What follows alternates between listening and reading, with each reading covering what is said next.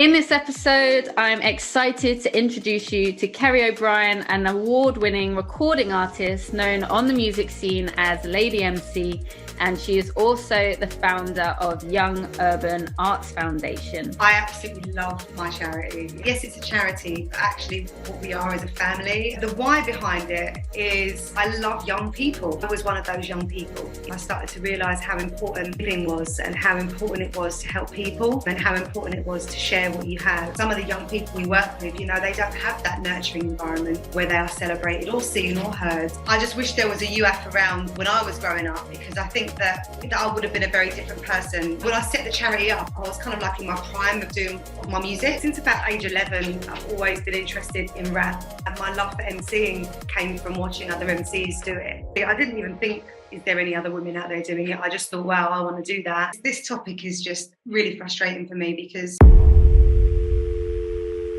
in this episode, I'm excited to introduce you to Kerry O'Brien, an award-winning recording artist known on the music scene as Lady MC, and she is also the founder of Young Urban Arts Foundation, a non-profit organization that empowers the lives of young people by strengthening mental well-being through creativity. Young Urban Arts Foundation works to ensure that every young person is seen, heard, and celebrated. Kerry uses her own creativity every day to nurture the creativity within others, and her motivational leadership continues to inspire young adults across London, the UK, and the world to strive for positive change within their own communities. I am inspired by Kerry as an artist. I'm inspired by Kerry as a businesswoman, but most of all, I'm inspired by Kerry as a person. It feels like a huge blessing to welcome her into my community today. She is most definitely my kind of person, and I know she'll be your kind of person too. So a very big welcome to the podcast, Kerry O'Brien. Welcome. Thank you. Hello, everyone. On my kind of podcast. Thank you so much for having me up here, Meg. It's an honour always. Oh, you're so welcome. And thank you so much for sharing your time and energy. I said to you before, I truly believe in the work you're currently doing in the world, and I'm so excited for more people to learn about it. So now I first came across you and your work because I believe we have a mutual friend who is our girl, Ella Hobbis. Oh, my girl, Ella. There you go. So she was actually also a guest on the podcast last season. So Ella and I have been lucky enough to have supported a few youth programs over the years, both in the UK and worldwide. And I was thrilled to hear that she was joining your team a few years back. Yeah. And I remember it so clearly, actually. We were on the phone, we're having a catch up. I was standing in my garden, and Ella was absolutely buzzing about this new opportunity that came her way. And her exact words were, "Meg, you would love it." And yeah, she was just buzzing about it. So I had to check it out, of course, for myself. And she was absolutely right. The work you are doing is incredible. Genuinely so blown away by the positive change you're making. So yeah, go Ella, go Young Urban Arts Foundation. Yeah, Ella's been an absolute dream to have on the team. She's not team, she's part of the family, and watching her grow from becoming an intern, a volunteer, to identifying that social media was her thing through UF, and now she's a huge success in the marketing field, and couldn't imagine the charity without her. So Ella, don't go anywhere, girl. That's awesome. Yeah, so special. Before we learn more about Young Urban Arts Foundation, I would love for the listeners to get to learn a little bit more about you, Kerry. So where have you grown and flown? Where did you grow up, and where would you consider home now? Well, I grew up in South London. Travelled quite a bit in my earlier years. When I say earlier years, like 0 to 3 or whatever. Yeah. Lived in Ireland for a little while. My father was Irish, and yeah, mainly southeast London. So yeah, that's where I grew up. And where I'm currently in Kenya. And I'll be coming back to the UK very soon. But yeah, hoping to create 2 homes. Amazing. And so where in that journey then, from South London to all of these wonderful places in between, did you start to develop your passion for the arts and youth work? Has music always been a big part of your life? And what led you to think that the arts could be such an innovative approach to youth work? Oh, well, it's just an example, really. I was the example. My father was a musician, so I was always sort of brought up around, live music. My dad's guitar and his singing, his guitar playing was better than his singing. I found music through. Since about age 11, I've always been interested in rap. I'm always interested in lyrics. And then I started going out at a very early age to underground parties. And my love for MCing came from watching other MCs do it. And realizing, hold on, there's no women out there doing it. Actually, I didn't even think, is there any other women out there doing it? I just thought, wow, I want to do that. And then at 15 years old, I had my first opportunity to, was I younger than that? I think I was, 15. I had an opportunity to perform in front of a huge audience, and just continued from there into like competitions, like Cool FM competitions, and did loads of under 18 parties. And then sort of by the time I was 18, I travelled quite a lot of Europe doing gigs. And by the time I was 20, I was in America doing music with some amazing hip hop legends, actually, who taught me a lot about the art form and the culture. Yeah, I mean, there's so much to say. I did a TED talk in March last year, and I kind of talk about my journey on there. So if anyone wants to get the real nitty gritty, if you go and check out my TED talk, there'll be a lot more personal information about my personal life, really, and my journey into music and my journey into helping young people. But the answer to your question is I was one of those young people. I was one of the young people that needed some support. I was brought up in quite a volatile household. My father was an amazing man, but he was an alcoholic, and along with that came quite a lot of domestic violence and abuse, and psychological and emotional abuse and all those things. And like many people the millions of people that go through those sort of childhood experiences, there are outlets that people use, and some people use sports, some people self-harm, some people use the creative arts. And lucky for me, I was exposed to it at an early age, and I harnessed it. So the answer to your question was no, I never wanted to be a youth worker. No, I never wanted to set up a charity. Yeah. It was just a natural progression for me. And sort of before I set it up, I was kind of on my own kind of, in inverted commas, spiritual path. And sort of through that experience, I started to realise how important giving was, and how important it was to help people, and how important it was to share what you have in terms of talents and gifts and time and resources. So it wasn't something I thought through or wrote a business plan for. It was something that happened quite organically. But and no, I never wanted to be a youth worker, but and I'm still not a qualified youth worker. No. I just employ youth workers in my organisation, and they do an amazing job. Yeah, no, what an incredible journey. And I think it really does take a special person to have all of those quite difficult experiences happen to you. And you really can come to a crossroad in life where you could either, that experience will take you negatively, and you would have every right to be so angry with the world. And instead you've taken that, and you've taken your love for music and gone out of your way to ensure that experiences are better for others, and that they... I was angry. I was very angry. I was a very angry teenager. I was a very, I've been working through my anger issues for a very long time. I'm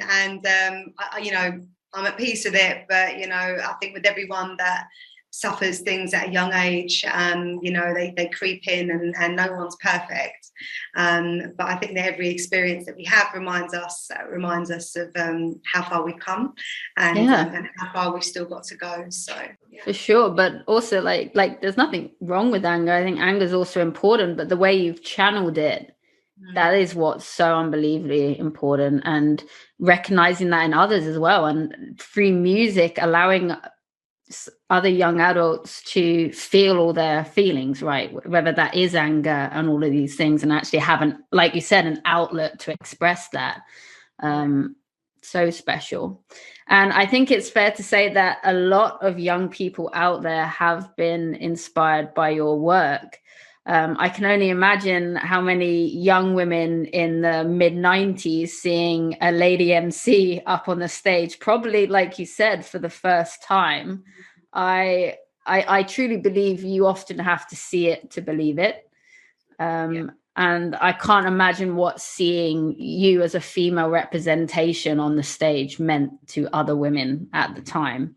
Who knows? Because, you know, I never thought about it like that, because there were other females before me, or there was one other female before me. Her name's MC Cheekaboo. If you don't know about her, then you don't know about underground music. She's an incredible woman, and she was the woman that made me go, oh my God, there's another woman doing this, you know.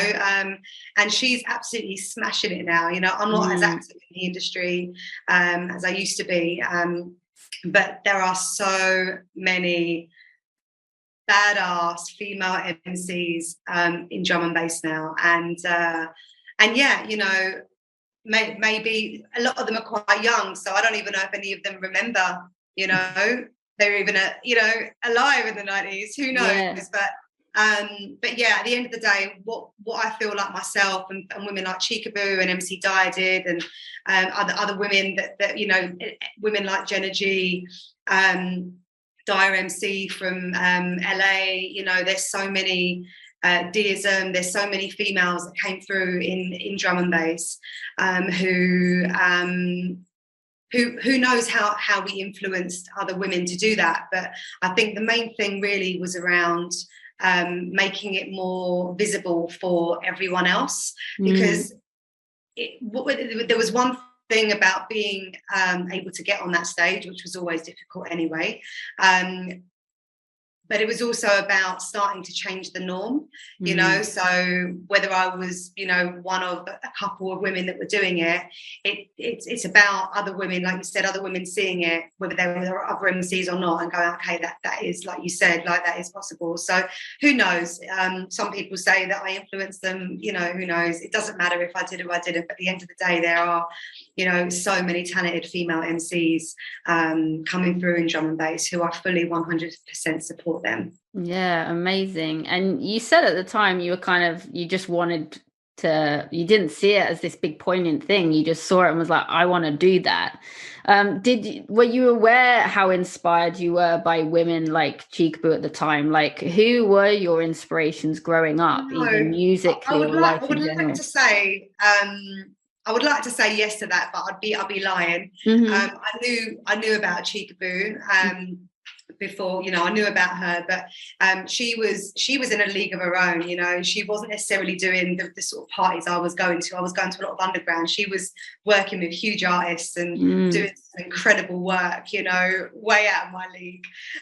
So sort of artists that inspired me were MCs like GQ, Stevie Hyper D, MC Fearless. I've worked alongside people like MC Foxy, MC Moose, Ragga Twins, you know, Navigator, you know. I don't know if you know any of these artists. If you're from Jungle Drum and Bass, but yeah, those are the guys that basically, when I was on the dance floor, those are the guys I was looking up to. I didn't really have any women that I'm like, oh my God, I want to do that because she's doing it.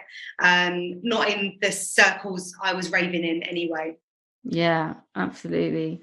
And I saw one of your performances online with the Ragga Twins. So it's so amazing how full circle it is that you're now performing with them. It's a beautiful family, you know, like all the all the people in drum and bass have watched me grow up from a teenager to a woman, and yeah, I'd love to hear from them what their views are on that, because you know I was a proper little tearaway, which most of us were, to be fair. But being a woman, you know, the spotlight is on you a lot more, and you are judged a lot more. But yeah, they've all watched me grow up, and you know, they're all my family. You know, they're all people that, you know, I love and respect so much. It's beautiful. And so you started your career as an MC, and you're both a recording artist and a songwriter. So what does music mean to you, and what role has that played in your life?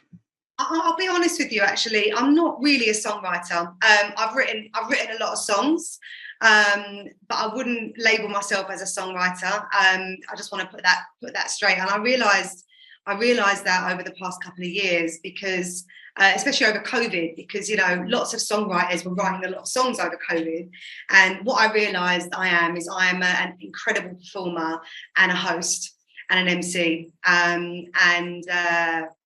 yeah, and I realised that's what I love to do. You know, I'm not on any huge tracks or anything like that. That's probably why, you know, not everyone might necessarily know who I am, because I don't have lots of music out there. I mainly just love hosting DJ sets and hyping up crowds and sharing my stories through my lyrics. And so yeah, that's that, just to put that straight. You know, I'm definitely not like a songwriter, you know. In general, my main thing is performance, I would say. Yeah, and I love that during this time, like you really found that kind of ownership of that, and really like kind of cementing yourself in your passion of like, nah, this is really what I'm about and what I love. I love that. Yeah, because it's really important to just do what you love. Because I realised that I wanted to start making tracks because everyone else was making tracks. You know, it's like, and the thing is, to make it, you know, you've got to make really big songs. And actually, the sort of journey that I've been on,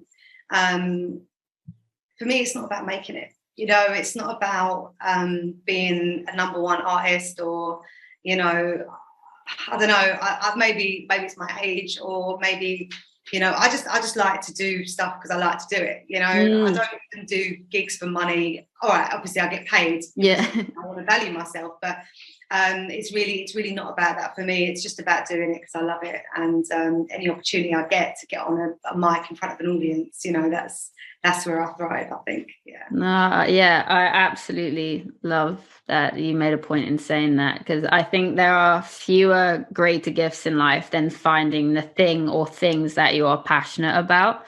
You know, find what you're passionate about and be able to do it, and you'll always be rich, kind of, in my eyes. And I think it brings a sense of purpose and a positive energy that can inspire other people that are in your orbit. And so it was that original passion, I guess, of music that eventually led you to get involved more with the youth work from your own upbringing, your own journey. When and why was Young Urban Arts Foundation formed, and what do you hope it contributes to the world? I always say that, you know, what I created was a gift from the universe. You know, it was just like something that I knew I had to do, and sometimes I didn't really want to do it. I wanted to be on the stage more. There were times where I just, you know, when I set the charity up, I was kind of like in my prime of my music, and I didn't consider what it was going to take to do what I did. So,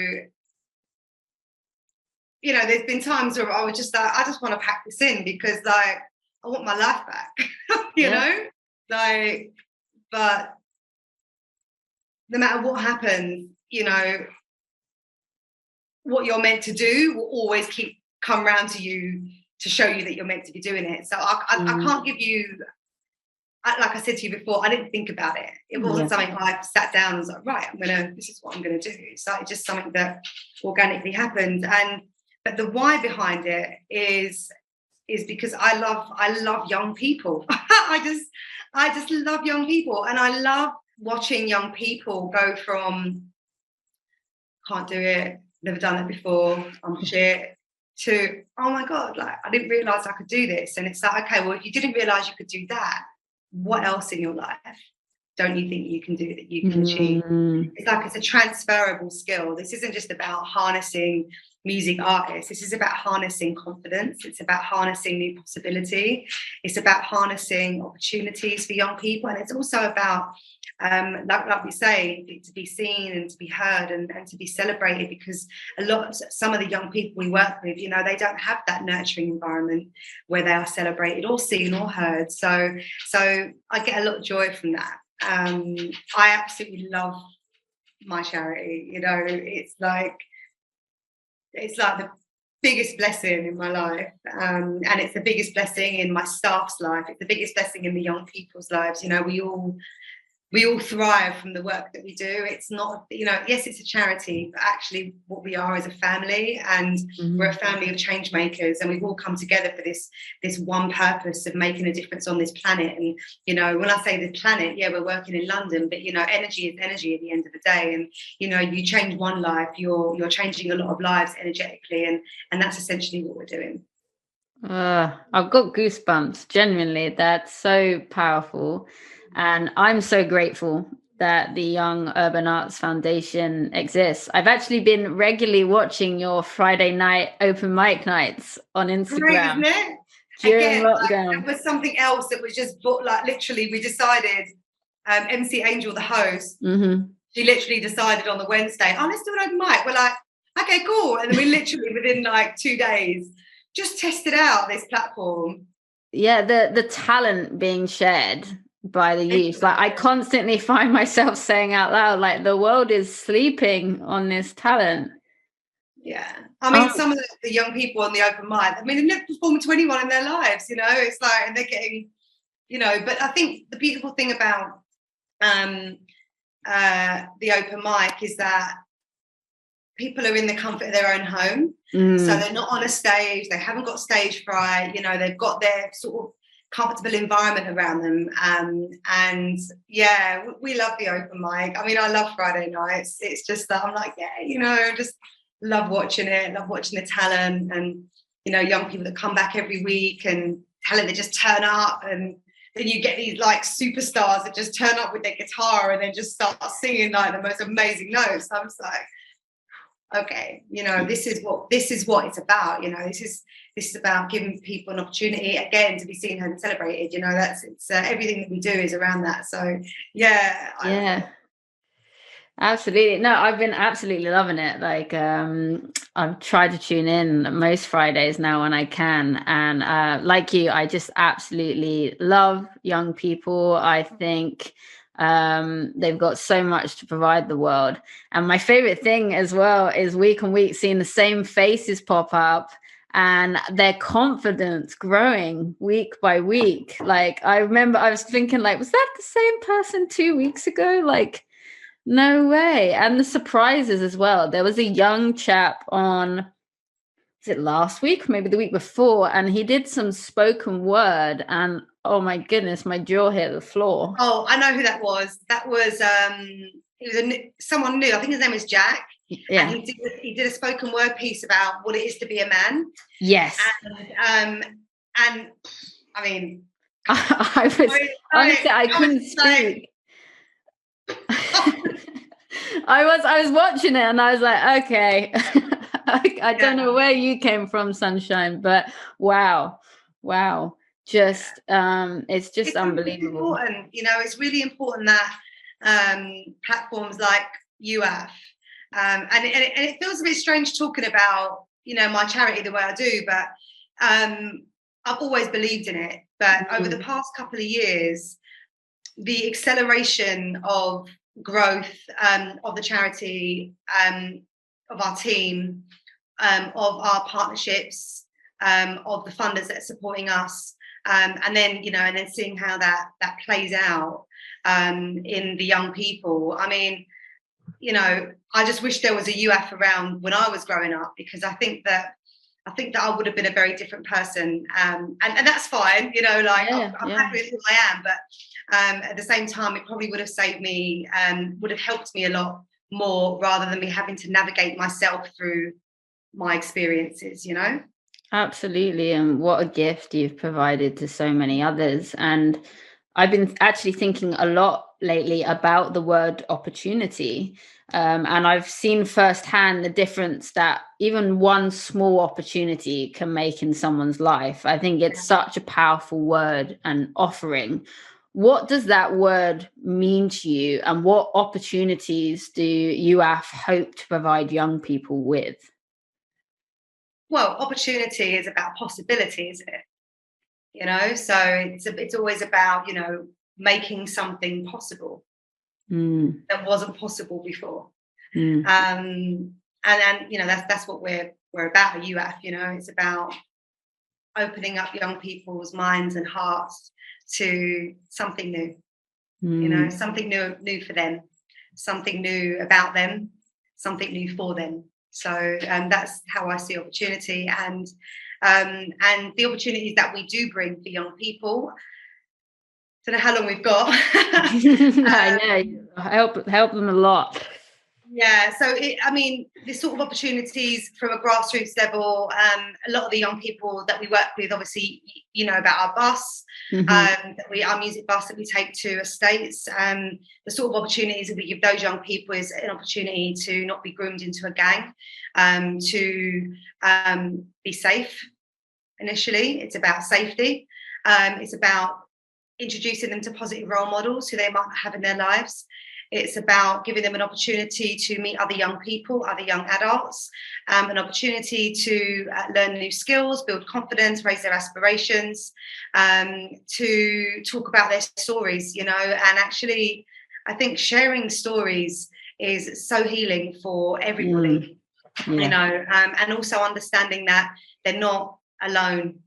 You know, they're not alone with their stories, you know, because once young people, what we notice is when young people start to share, you know, through their creativity, there's so much relativity that goes on with the young people, and then they start to understand that it's not just them, and they don't feel like a victim. They feel more like this is the sorts of things that happen in life.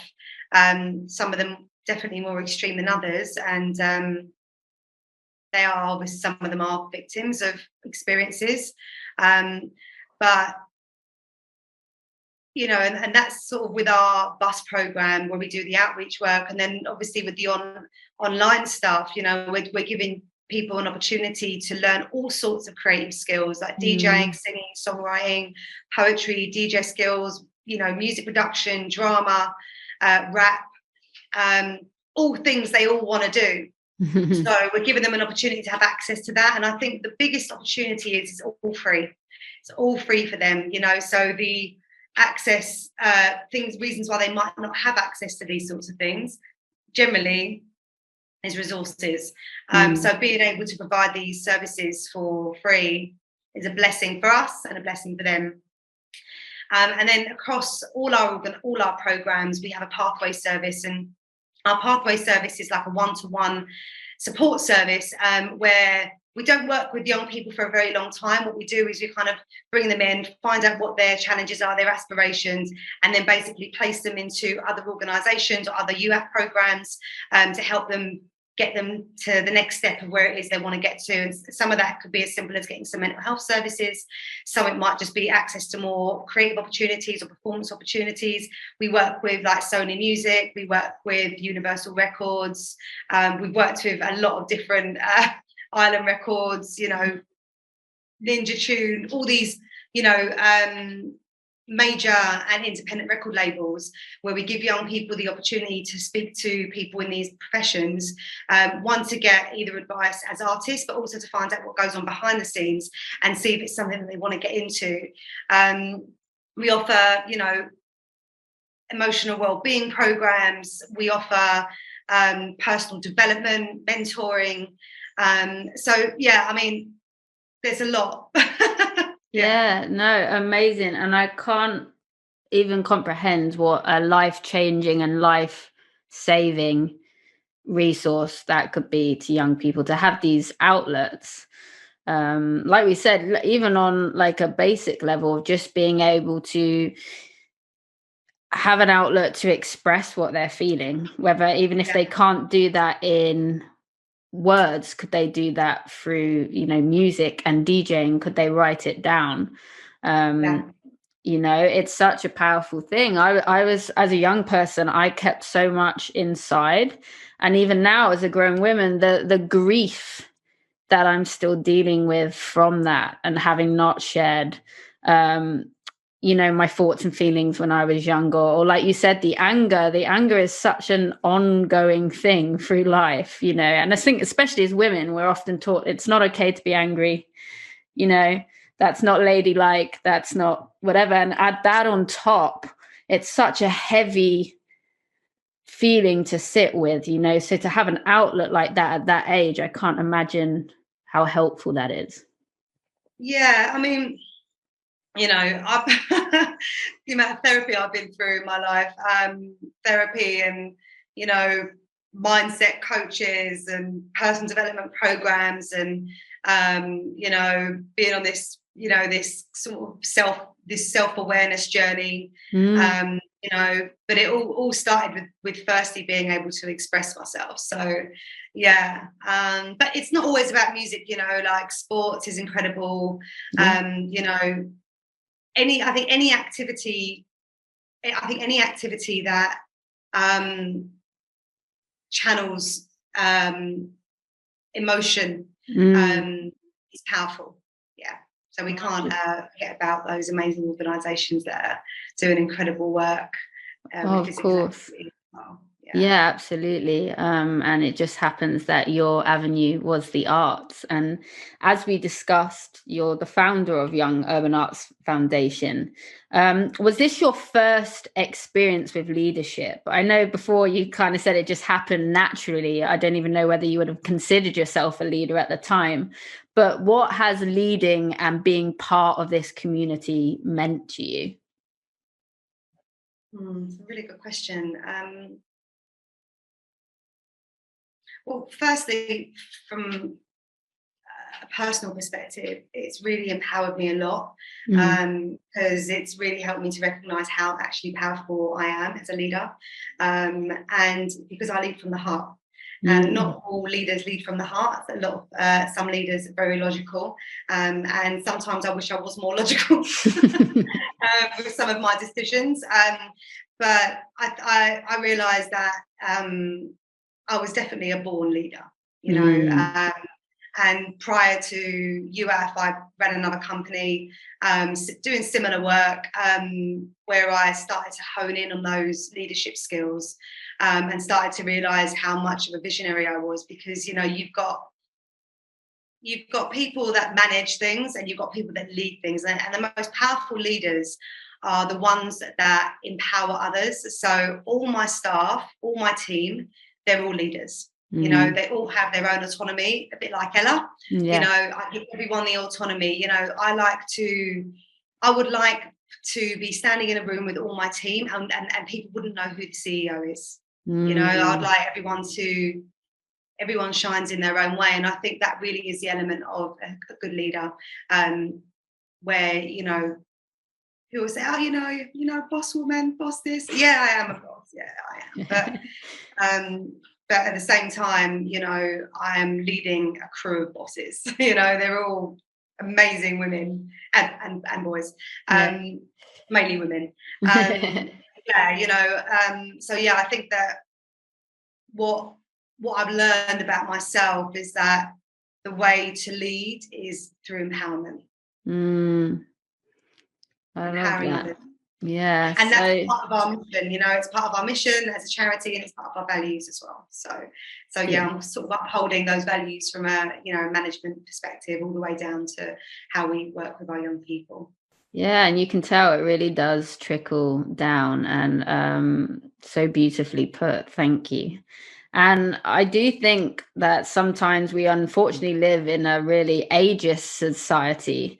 And from experience, I think the potential of so many young people is often overlooked.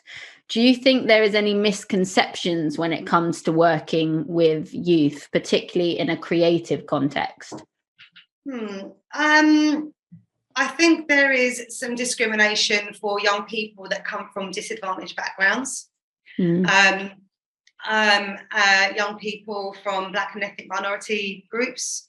I think there is discrimination for those young people. I wouldn't entirely say all young people, because I think young people that come from middle class backgrounds that sometimes have a foot in the door, or they've got white skin, let's be honest, they tend to be favoured more. That is obviously starting to change somewhat, not enough in my opinion, but I think a lot of the young people we work with do face those barriers. I would say in general, not just for creative industries, I would say in general.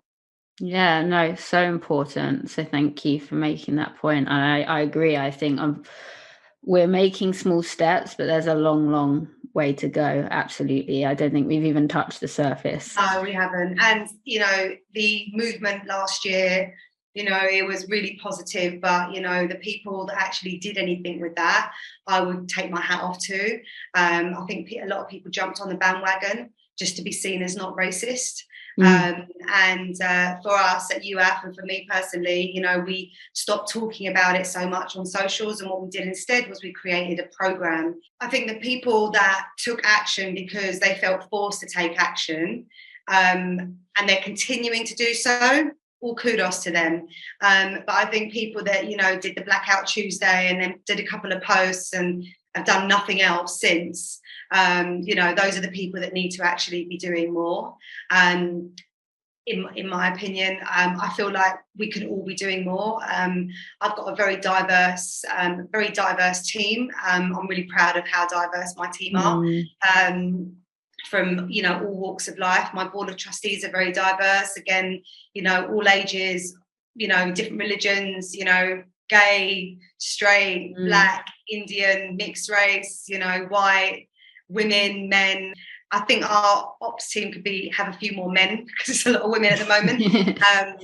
But yeah, I think that starting there is a really good place to start. I looked at my board of trustees and I was like, okay, all right, it's diverse, but it's not diverse enough, and we're going to continue to uphold that. And I think that's really important. And for anyone listening to this podcast, if you run an organisation or a charity or anything, look at your workforce. If they're predominantly white, do something about that.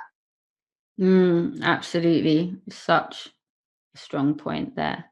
And I think there's been so many rooms I've walked into, and I'm not seeing the real society reflected back at me. We are so lucky to live in a really beautiful and diverse society, and I think there's so many spaces that do not reflect that. It's very favourable to certain demographics, and I don't personally want to be a part of those spaces unless I'm seeing a real society around me and some real positive change. And it's an ongoing thing.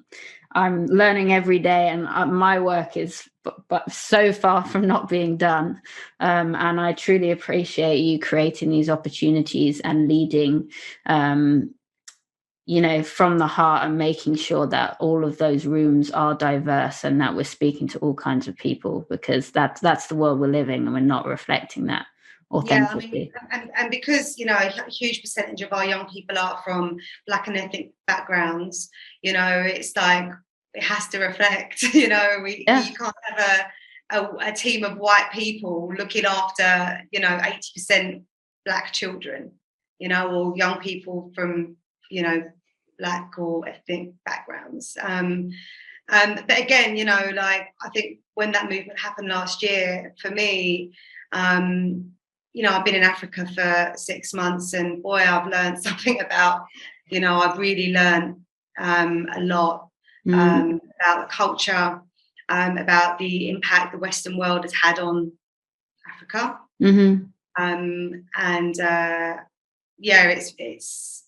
It's so multifaceted, but I think that I've really learned at the core here of some of the issues, and also being a minority here. I'm a minority, and yeah, like I've really experienced what it's like to be a minority too. And but again, like being a non-black minority is very different treatment to being a black minority, because I'm still treated differently, but I'm not treated in the same way that racism has served our black communities.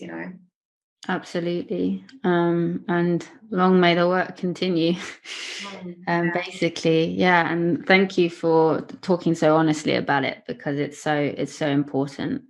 And I would really love to add as well, like I'm talking about it, but I mean, I don't know anything, like, let's keep it real. What do you or I know about it, really? Truly, exactly. No, we know nothing. We know nothing. We cannot say we know how it feels, because we do not. We could never even, I've seen it. Like, a lot of my friends, have experienced racism all their lives, and I can say I've seen it, but we can never, ever say we understand, because we don't. Absolutely. I couldn't agree more. And that's what I love about UAF, the fact that you welcome so many different people to UAF and let them share their own voices in their own words and in their own way, because like you said, they would be able to share experiences in a way that I would never ever understand, and often we're not actually the voices that should be heard, and I love that the Young Urban Arts Foundation gives a pathway to those voices and lets the right ones be heard at the right time. So it's thank also you. about I mean, I'm Indian Irish, so I don't really class myself as white, but at the same time, I still get the privileges of that. Yeah. I still get the privilege of not being black. And I feel that just wrap up this topic. I could talk about this all day long. I feel like anyone who's white, basically, or appears as white and has that privilege, use that privilege to help people. Use it. Use your voice for their voices. Do something. Just absolutely. Do something. It's do like something. do something. Be a positive change maker. If you have privilege, use it. Are you using it for good? Are you using it to help others? Such a great point. And I would really love to talk with you about the role that art can play in education and your thoughts on this, because I personally believe that the arts is nowhere near utilized enough when it comes to education. I feel like we've come an awfully long way since I was at school, but arguably still not far enough. I think we all learn and absorb in a different way. In different ways, we see that time and time again. And I worry that there are so many talented and clever youths out there who have so much to give the world, but they just don't know how to unlock it because we're not educating them on how. Do you have any thoughts on this? And do you think we could also be using arts as more of an educational aid? This topic is just really frustrating for me, because music and art has been taken out of some curriculums across the education system, and I believe it's purposefully to ensure that young people of this generation, do not have access to those powerful tools, because creative expression is a power. And it's about disempowering young people. And I don't really care how controversial this sounds, but young people of today are being disempowered. If you go to a private school or boarding school, arts, dance, it's at the core of their curriculum.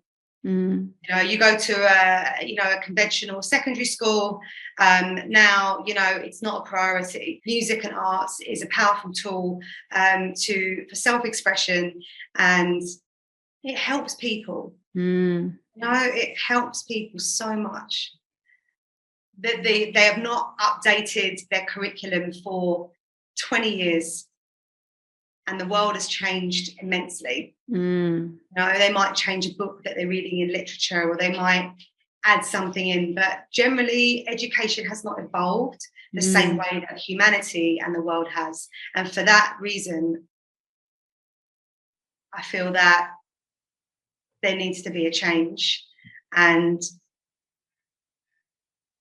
education is important, very important. But purpose is equally important. And rather than asking, you know, what do you love to do? It's like, who do you want to be? You know, what do you want to become when you're older? It's like they're asking the wrong questions. You know, It's about, what do you love to do and who do you want to be? Not what do you want to do. It's about being, you know, it's about who do you want to be? Yeah, no, so powerful. I couldn't agree more, genuinely. And I think school education, that's meant to prepare us for the world, right? It's meant to teach us, we're meant to learn.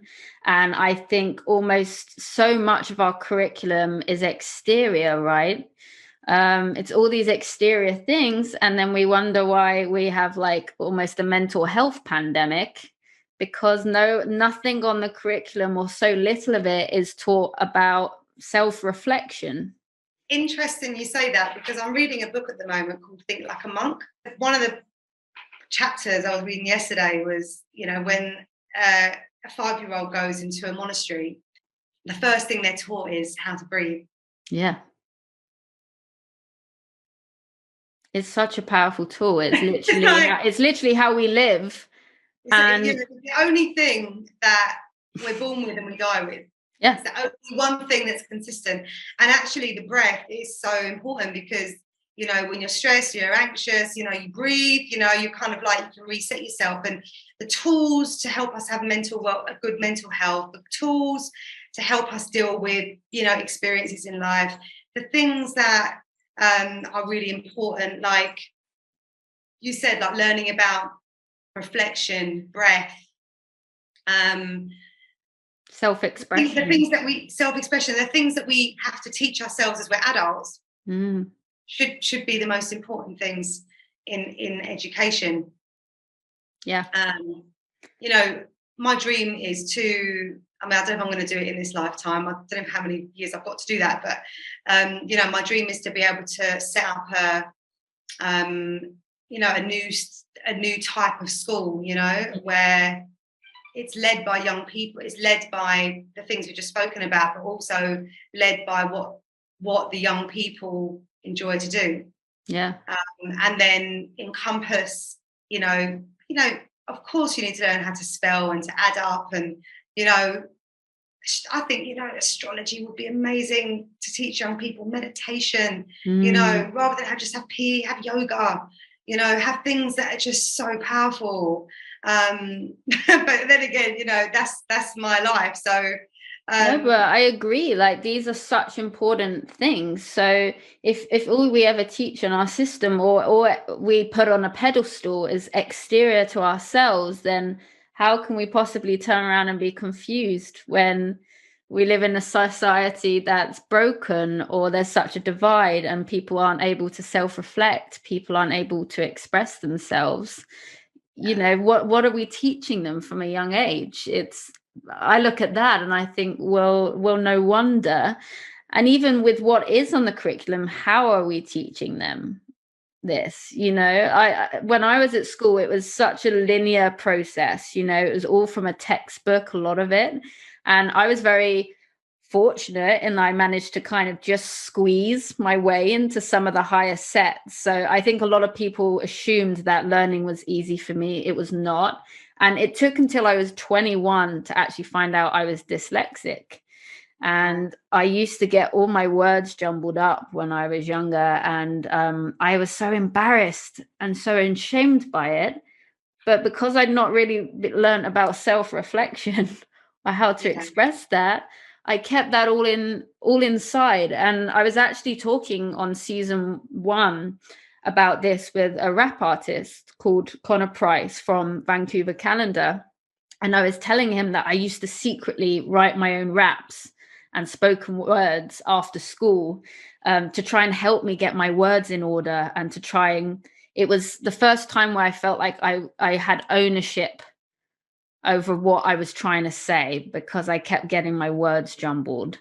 And I had to teach myself that. And just speaking to him about it, he admitted that growing up, he actually had a speech impediment.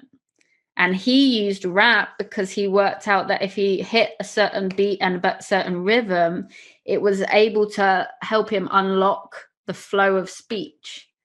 Right. And it helped him progress in his speech impediment. And I just hear and experience the power of arts all the time and what it unlocks in people.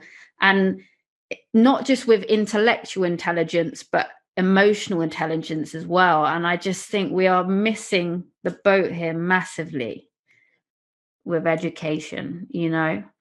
We are, but I mean, that's why organisations like UAF are around. You know, there's many other organisations and individuals that, you know, fill in those gaps. You know, the thing is, we can sit around and say, we can sit around and notice what's wrong. You know, I can sit down and go, oh, I think the education's full of crap, you know, like I just said. But at the same time, there is an element of everything is in some way here to help us. And I think what is born out of what is not is what can become. And I think really it's around the empowerment element of empowering young people in different environments to let them make their own choices. And I think the generation coming through are very intuitive, you know, and very powerful. My only concern is the indoctrination of media on them, and all the fear that is being instilled in them. But I always, you know, believe that everyone has their own journey set out, and if they come into contact with an organisation like ours, or, you know, another individual to help them, that was always going to be part of their life's path, I guess. So yeah, sometimes we just, you know, I went through a period of realising that I was never going to be able to help everyone. Yeah, you know, and that was a hard lesson. That was really hard to. I mean, it's obvious, you know, it's obvious you're going to help everyone, but, you know, when you start to realise that, you know, you can only do as much as you can do, and people that are meant to come into your ecosystem will, and that's it. Yeah, no, you say it's obvious, but I think we have an intellectual understanding of things, and then we have an experiential understanding that comes later. And that's when you can kind of fully, maybe not fully, but at least to a degree, find peace in yourself and actually experience in yourself, like, okay, I actually can't help everybody, but I'm doing everything I can, you know. And I know, yeah, I mean, for me, I mean, I can sleep well at night, you know. Good.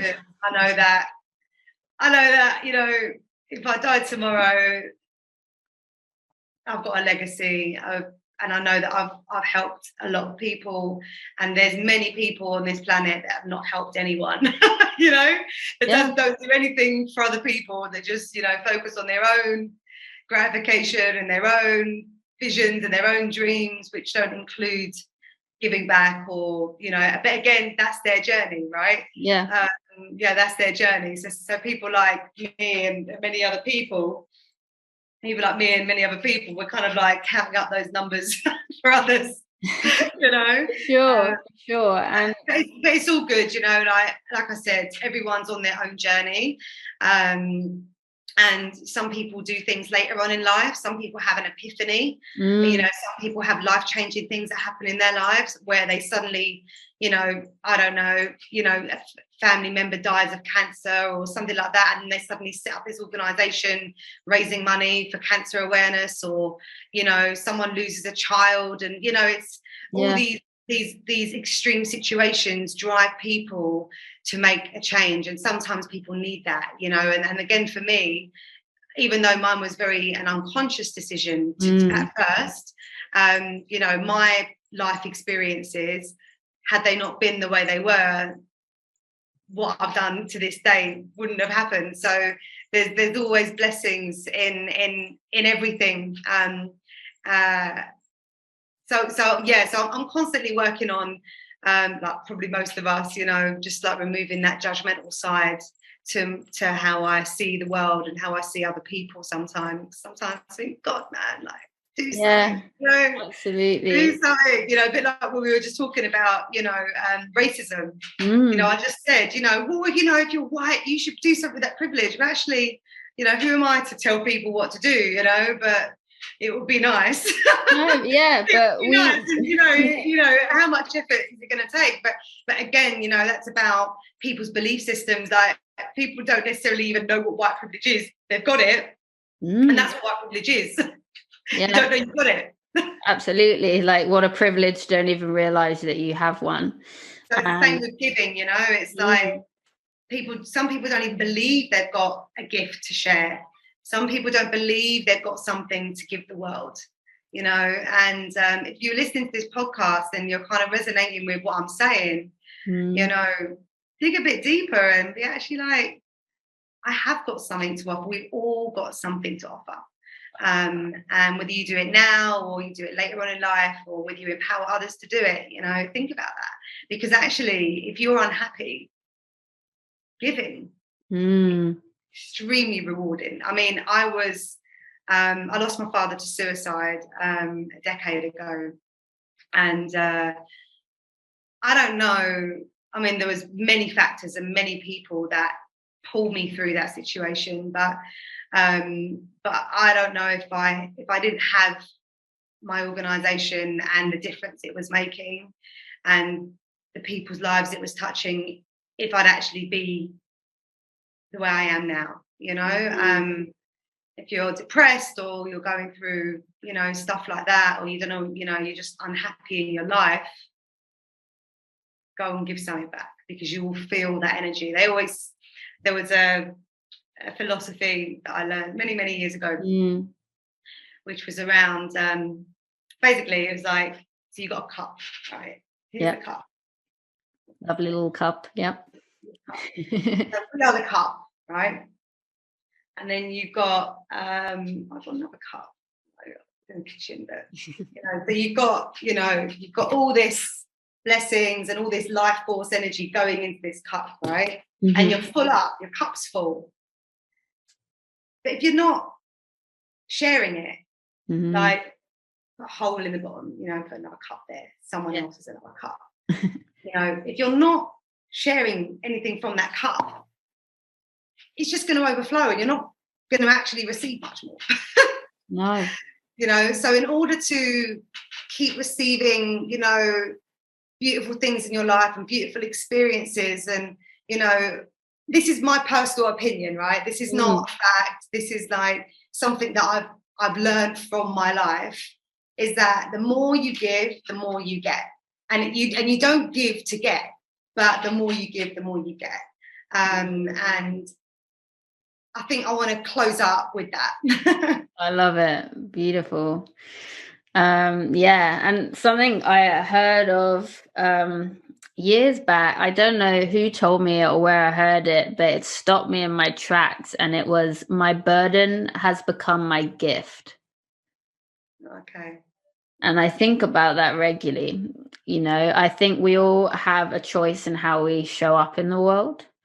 And that can be a journey. It can be life's journey, how we show up in the world, but we all have a choice to decide how we show up. And I just absolutely love how you're showing up in the world, Kerry. So thank you. Thank you so much. Why is it into medicine?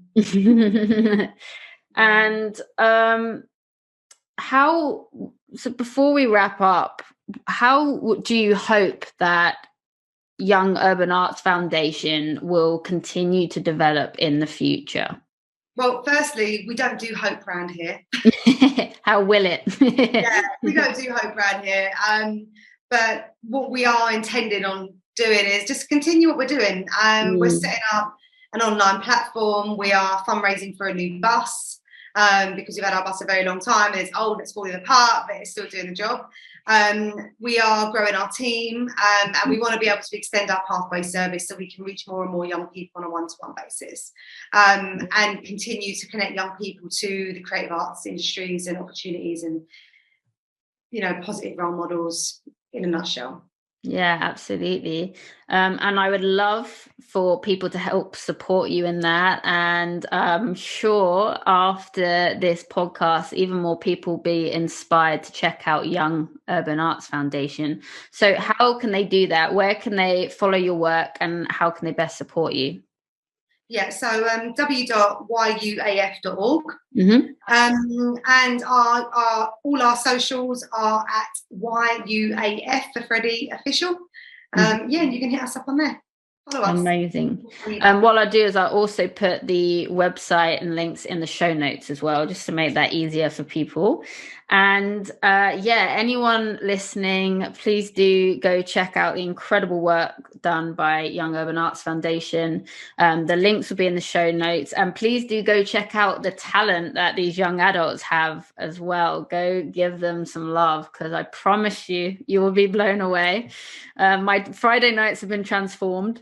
And Kerry, you have shared so much with us today, but before we say goodbye, do you have any words of advice that have served you well over the years that you would like to leave us with? The thing is, I always find these pieces of advice very subjectory, you know. It's like, believe in yourself, you know, do what you love. It's like, you know, you can say all these things. I think, you know, the important thing is to be okay with who you are. You know, and I know that is I've struggled with that all my life. And nothing is ever a mistake. Blessing or a lesson. You know, as bad as it sounds, as bad as it feels sometimes, you know, there's so many scenarios in my life that, you know, I think, oh, I wish I could take that back, you know. But if we always look at it from a perspective of what happens afterwards, what did I change about myself? What did I do next? You know, if that didn't happen, would X, Y, Z have happened? If we can try to look at life from that perspective, that every decision we make, everything that happens in our ecosystem is here in some way, here to help us grow or heal or to connect. It's a very simple yet mind-boggling philosophy to harness, which, you know, every day, you know, I'm, you know, working with it. Yeah. But I think I work with a really powerful coach. He's a mindset coach. And that is the bottom line of what his philosophy is. And every scenario or situation that I brought to my coaching sessions always comes down to that. Yeah. So I'm going to give him the copyrights on that. But yeah, you know, everything is always here to help us. So if everything's always here to help us, there's never any mistakes. Yeah, no, I love that. Personally, myself, I always try and think it's either a blessing or it's a lesson.